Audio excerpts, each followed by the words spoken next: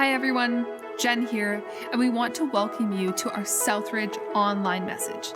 If this is your first time tuning in with us, a special welcome to you. We're glad you're interested in what we're up to here at Southridge as we seek to follow Jesus in community and share his love with others. If you're part of our community but catching up online because you weren't able to join us on Sunday, or maybe it's been a while since you've been able to come to a service, we want you to know we miss you, but are grateful for the opportunity to hear about what we are learning together through our weekly messages in this format. For any and all of us, and as you're able, we invite you to consider joining us on a Sunday morning in either Vineland, Welland, or St. Catharines. Because there's something life-giving about experiencing and sharing the love of Jesus when we get together as a community. If you'd like to connect further, we invite you to fill out our online Connect card. Or if you're interested in joining a group, volunteering to serve, exploring spiritual practices, taking a next step towards baptism, or contributing financially, you can do that all through our website as well. Most of all, we hope you know you are welcome, you are loved, and we pray that Jesus speaks something meaningful to your heart and life this week. Here's this week's message. Well, with summer approaching, I've been thinking about one of my favorite downtime traditions, digging into a John Grisham novel. I love the tangled web he weaves of action, adventure, and mystery with characters and plot twists that unravel in a trademark Grisham surprise ending. But his latest book, Framed, is a departure from his classic legal fiction novel style, instead telling the astonishing true stories of wrongful convictions. Like the story of Carrie Max Cook, who at the age of 21 was sent to death row, where over the next 47 years he would endure 4 separate trials before being able to prove his innocence. Framed examines real-life trials, exposing incompetent investigations, witness tampering, planted evidence, jailhouse snitch testimony traded for reduced sentences, racially biased juries, and judges more interested in headlines than the truth. The stories are as exciting as they are heartbreaking. And as we near the end of our year-long journey through the book of Acts, we come to a story in Acts 21 to 26 that feels like it's ripped right out of the pages of Grisham's Framed. The astonishing true story of the death row imprisonment and 4 consecutive capital trials in the case against the Apostle Paul. As we begin in chapter 21, Paul arrives in Jerusalem where, as we learned last week, he anticipates trouble, having been warned by the prophet Agabus that he is going to be bound and likely killed if he steps foot in Jerusalem. Now, upon arrival, he is greeted warmly and welcomed in by the local church, including the biological half-brother of Jesus named James, who warns that rumors are swirling among the Jewish Christians that Paul has been preaching an anti-Jewish message, proclaiming the Jesus movement as a breakaway from Judaism rather than an extension of it. You see, for the first Jewish Christians, they didn't see Jesus following as a new religion, but simply as the full realization of their ancestral faith. But as the Jesus Way became a global movement, including and animating the lives and communities of non-Jewish people who weren't raised in or required to convert to Judaism in order to follow Jesus, the early Jesus communities became a mix of diverse people from different backgrounds and experiences and ways of practicing their faith, naturally leading some of the Jewish Christians to wonder if their ways and traditions and stories and culture, which had been so central to the way of Jesus, were being tossed out the window. Now, of course, for James and for Paul, that wasn't the case. They, like many early Jewish Christians, would have practiced their Jesus following in a very uniquely Jewish way. And so to try to quell the rumors and put an end to the controversy, James comes up with a plan. He says to Paul, "Do what we tell you. There are 4 men with us who have made a vow. Take these men, join in their purification rites, and pay their expenses. so that they can have their heads shaved. And then everyone will know that there's no truth in these reports about you, but that you yourself are living in obedience to the law. James wants Paul to go down to the temple and participate in an ancient Jewish religious ritual to prove that he is loyal to Judaism. And Paul goes along with the plan, which almost immediately fails miserably. While he's at the temple, an angry mob forms, leveling false allegations propped up by fabricated eyewitness testimony. And then we're told that this mob, seizing Paul, they dragged him from the temple, and immediately the gates were shut. While they were trying to kill him, news reached the commander of the Roman troops that the whole city of Jerusalem was in an uproar. He at once took some officers and soldiers and ran down to the crowd. And when the rioters saw the commander and his soldiers, they stopped beating Paul. The commander came up and arrested him and ordered him to be bound with 2 chains. Then he asked who he was and what he had done, and some in the crowd shouted one thing and some another, and since the commander could not get at the truth because of the uproar, he ordered that Paul be taken into the barracks. And when Paul reached the steps, the violence of the mob was so great that he had to be carried by the soldiers. The crowd that followed kept shouting, "Get rid of him." As the commander is dragging Paul away from this angry mob, it appears that Agabus's prediction is coming true. Paul is bound and well on his way to being executed. And yet, in the midst of the commotion, Paul is able to persuade the commander to let him speak to the crowd. And so in Acts chapter 22, we read how Paul was able to share his story, what actually had happened back in Acts chapter 9, Paul's testimony of how he, as a highly educated and deeply devoted follower of Judaism, who had initially violently opposed the Christian movement, had his whole life turned around when he met Jesus himself and joined the movement. Paul explains, "I was just as zealous for God as any of you are today. I persecuted the followers of this way to their death, arresting both men and women and throwing them into prison, as the high priest and all the council can themselves testify. I even obtained letters from them to their associates in Damascus, and I went there to bring these people as prisoners to Jerusalem to be punished. About noon, as I came near Damascus, suddenly a bright light from heaven flashed around me. I fell to the ground and I heard a voice say to me, 'Saul, Saul, why do you persecute me?' 'Who are you, Lord?' I asked. 'I am Jesus of Nazareth, whom you are persecuting,' he replied." Now you'll notice that Paul doesn't try to sway the court of public opinion with persuasive or complex theological arguments. He simply shares his testimony, the story of how his life was turned around by actually encountering the risen Jesus. But the more that he talks, the more the crowd is incensed, shouting, "Rid the earth of him. He's not fit to live." And so Paul is dragged off by the commander, and after a night in prison, the Roman commander arranges for Paul's case to be heard by the Sanhedrin, the local Jerusalem Supreme Court. Now this, Paul's first trial before the Sanhedrin, reads like a classic Grisham novel with wild allegations and heated arguments and illegal judicial orders and violent attacks and grand speeches.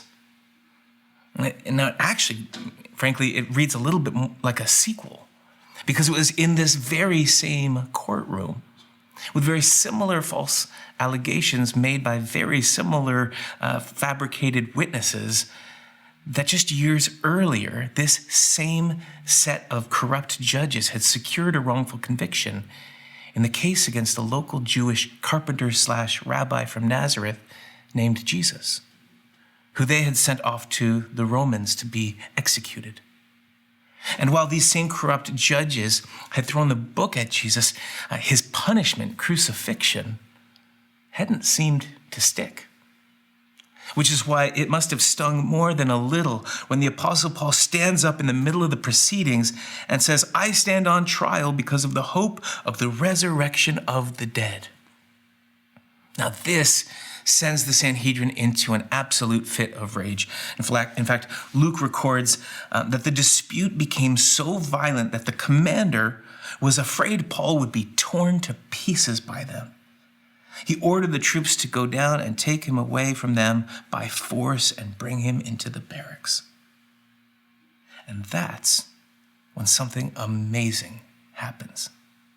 Just as the crucified and resurrected Jesus had appeared to Paul on the road to Damascus years earlier, the same risen Jesus appears to meet with Paul right there in his prison cell.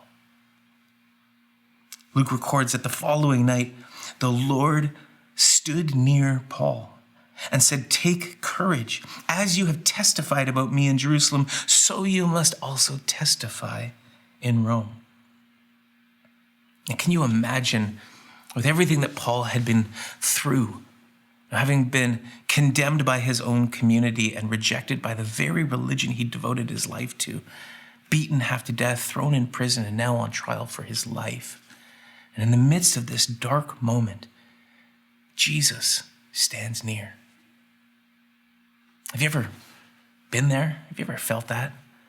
Imprisoned by your pain and suffering, languishing in hopelessness, and then the sudden sense of the divine presence, the nearness of one so foreign to your circumstances, and yet the closest thing to home you've ever experienced in your life.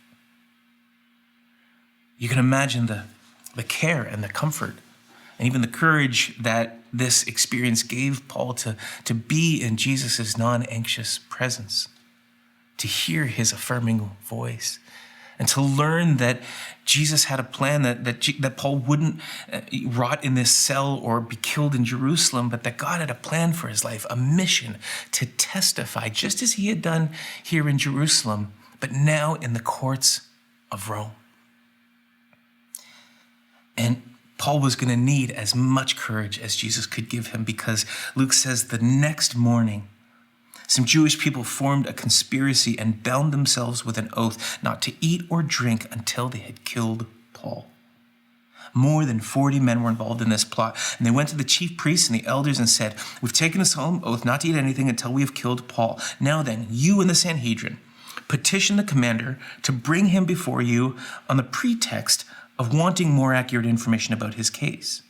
We are ready to kill him before he gets there." Learning of this secret assassination plot through a connection that Paul had in Jerusalem, Paul reaches out to the Roman commander who had twice saved his neck already, once from the angry mob and again from the Sanhedrin. And this time the commander steps in and he sneaks Paul out of his cell right there under the cover of darkness of night. And he orders an immediate prisoner transport, guarded by a detachment of 200 soldiers, 70 horsemen, and 200 spearmen, hurrying him off to Caesarea to place him under protective custody, where he would await a second trial, this time before the Roman governor Felix. Well, in Acts chapter 24, we read the story of Paul's second trial before Felix, where the Jerusalem chief priest and the elders, they hire a flashy, high-priced Grisham-style lawyer, a guy named Tertullus, who charges Paul with troublemaking, being a ringleader of rioters and temple desecrators. And in his defense, Paul again simply tells his story, claiming that the only thing that he's guilty of is being a loyal worshiper of the God of Israel and a follower of the Jewish Messiah, Jesus, claiming once again that it is concerning the resurrection of the dead that I am on trial before you today. Now, the Roman governor Felix, perplexed both by the strange charges and the even stranger defense, clears the courtroom and declares a sort of mistrial, throwing Paul back into his prison cell, where for the next 2 years, Paul would sit and wait. And in that time, Felix and his wife would regularly go to visit with Paul to listen as he would tell them about Jesus. Now, after a couple of years of this, we learned that Felix had actually been just hoping Paul would try to bribe his way out of the situation, but Losing interest, Felix transfers out of Caesarea, and Paul is left in prison awaiting a new trial under Felix's successor or replacement, a guy named Porcius Festus.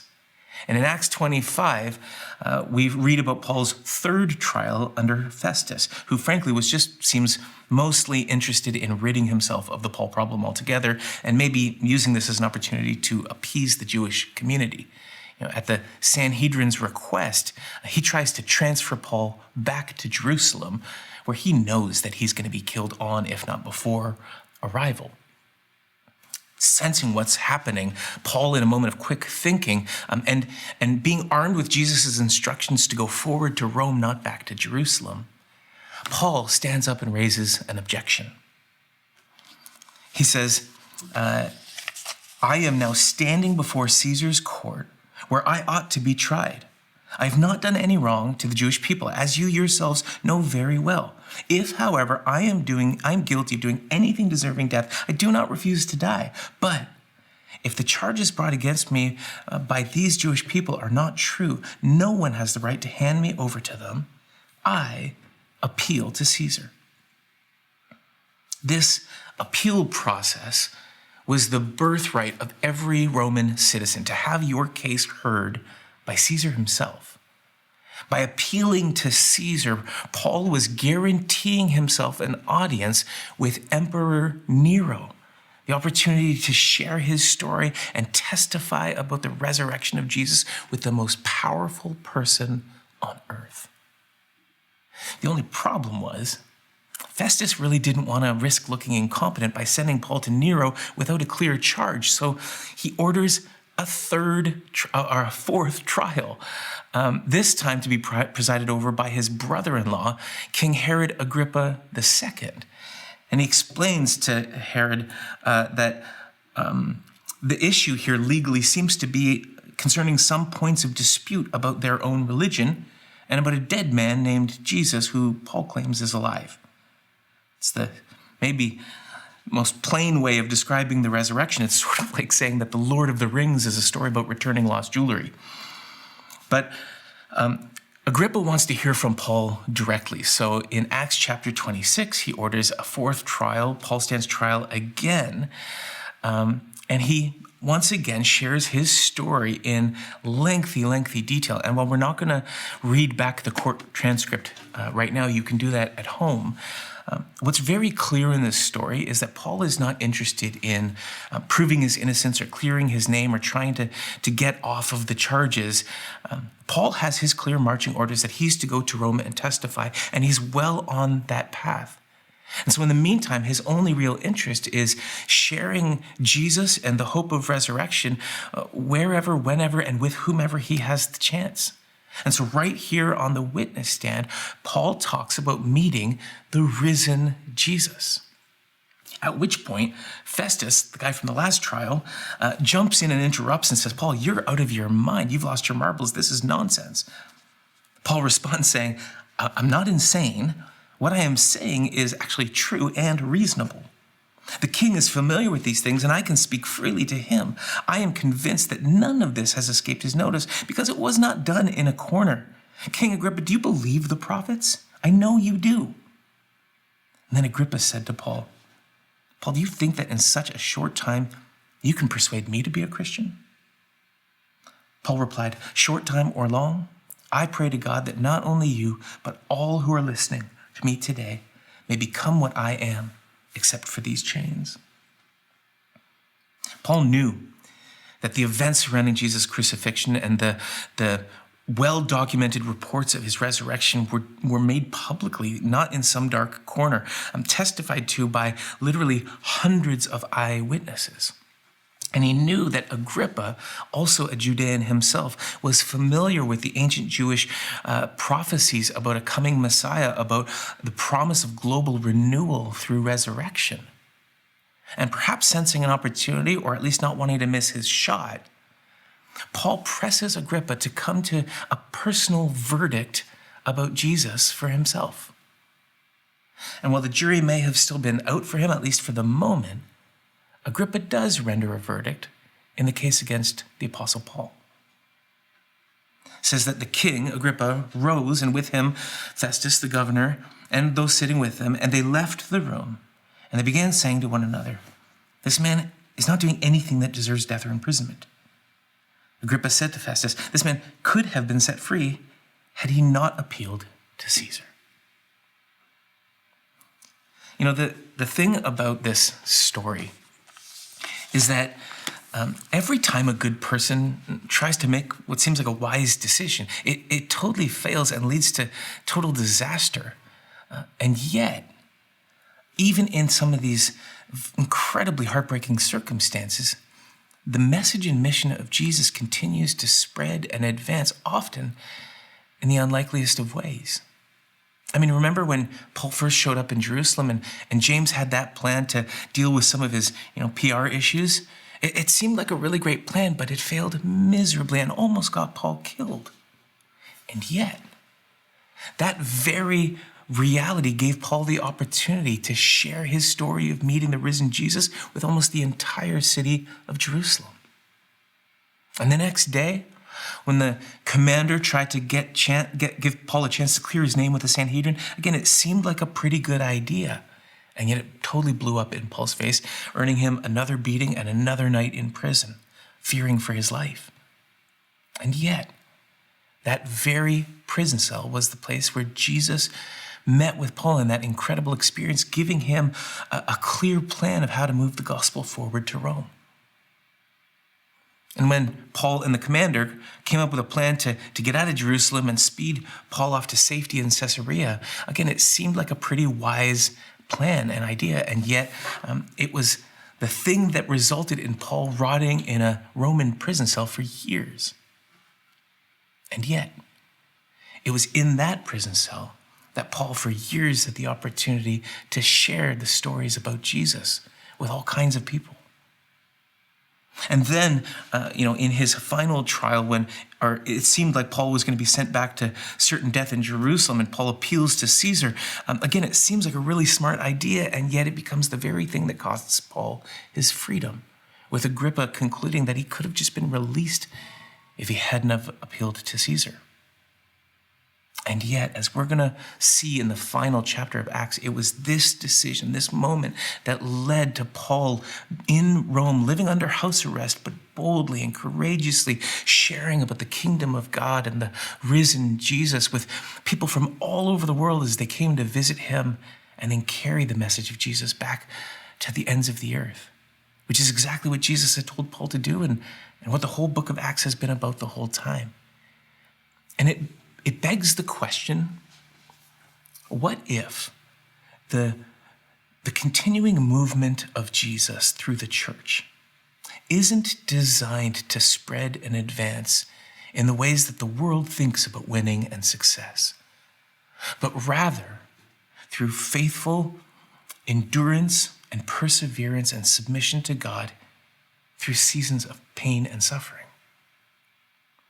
What if following Jesus isn't about getting a bunch of tips for a happy, healthy life, but it's actually about following Jesus in the way that in the trials he faced, rather than defending himself, he laid down his life in self-sacrifice for others? What if life's trials are intended to give us the chance to testify, to bear witness to the reality of resurrection? After all, isn't that what Jesus wanted the whole time? I mean, if you were with us back in the fall, do you remember how the book of Acts began? With Jesus telling the church to go be my witnesses throughout the whole earth. And do you remember what Jesus said to Paul in that prison cell?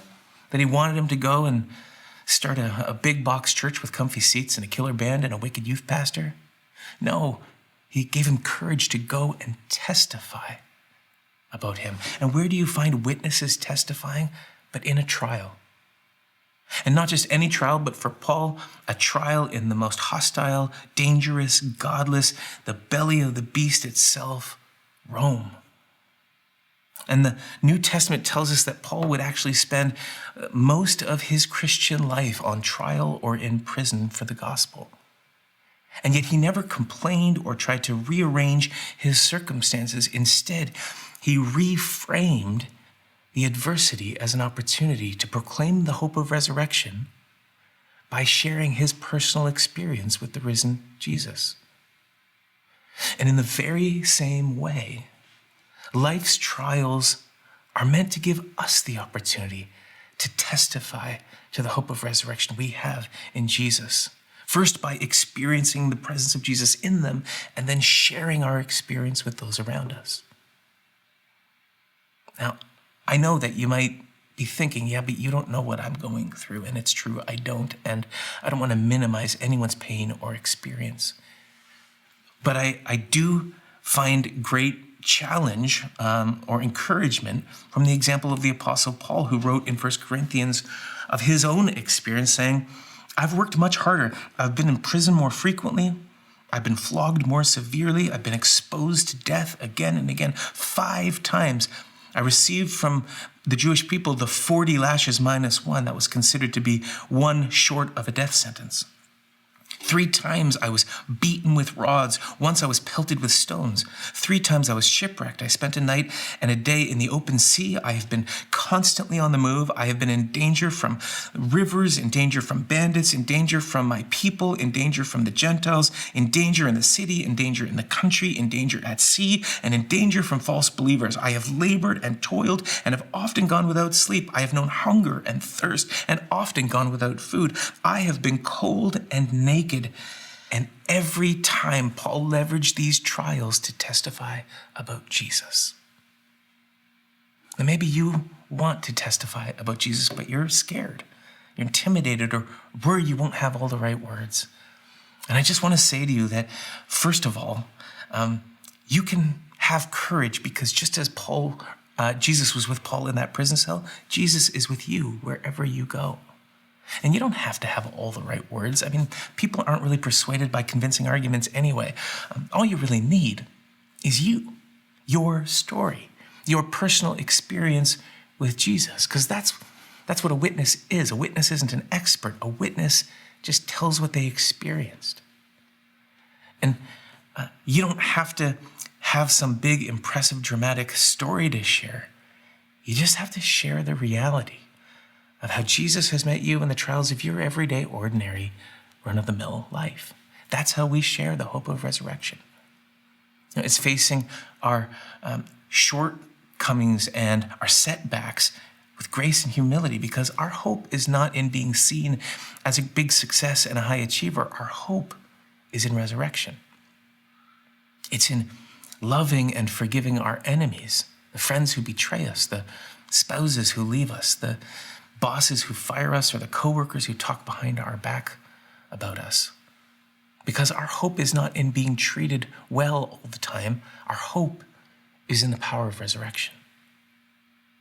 It's cultivating hope and even joy in the midst of physical and mental illness, because our hope is not in the myth of a pain-free life, but in the power of resurrection. It's slowing down and pressing pause on our lives to notice our neighbors and see their need as our responsibility, because our hope is not in self-preservation, but in the power of resurrection. It's continuing to be generous even when money's tight, because our hope is not in the accumulation of wealth, but in the power of resurrection. And in the darkest moments of grief and loss, it's about grieving, but not as those without hope, because our hope is not in this lifetime alone, but in the power of resurrection. These and all of life's trials give us the chance to testify to the hope we have in Jesus. Grisham's book, Framed, was co-written by a guy named Jim McCloskey, who is the founder of an organization called Centurion, which is the first organization in the world dedicated to freeing the wrongly convicted. McCloskey is also a Jesus follower. And at the end of the book, he shares a quote from the Apostle Paul, who, during the story of Acts, wrote a letter to the Jesus community in Rome, where he was anticipating to go, to tell them a bit about his experience of the suffering and the beatings and imprisonments and trials. And the quote he shares is Paul concluding that suffering produces endurance, and endurance produces character, and character produces hope, and hope does not disappoint. Hope doesn't disappoint because our hope is not in a painless, trial-free life, but in the power of resurrection. The resurrection of Jesus, who himself suffered beatings and imprisonments and trials and even death, only to come out the other side in resurrection and to offer that same hope and power of resurrection to us. So as the band comes to the front to lead us in a song of response, I just want to say that the invitation of Acts 21 to 26 is not to be impressed with everything that the Apostle Paul went through, but to consider our own lives, which admittedly are very safe and easy by comparison, but still are filled with all kinds of trials and challenges and difficulties. And in fact, the more fully we follow Jesus, the more trials we should expect to find in life. And when we do, the invitation is to reframe these obstacles as opportunities, to leverage life's trials to testify about the reality of resurrection. And not, like the Apostle Paul, not with, all kinds of convincing arguments or debates, but simply by sharing personally about how we have encountered this dead man, Jesus, who we believe is actually alive. And because of that strange fact, we follow this resurrection man. We follow him in setting aside comfort for courage, setting aside success for self-sacrifice, laying our lives down to proclaim the hope of resurrection. First by experiencing Jesus in our pain and suffering, and then by sharing that experience with those around us and inviting them to come to their own personal verdict on Jesus. So go ahead, make your plans and then watch them fail miserably.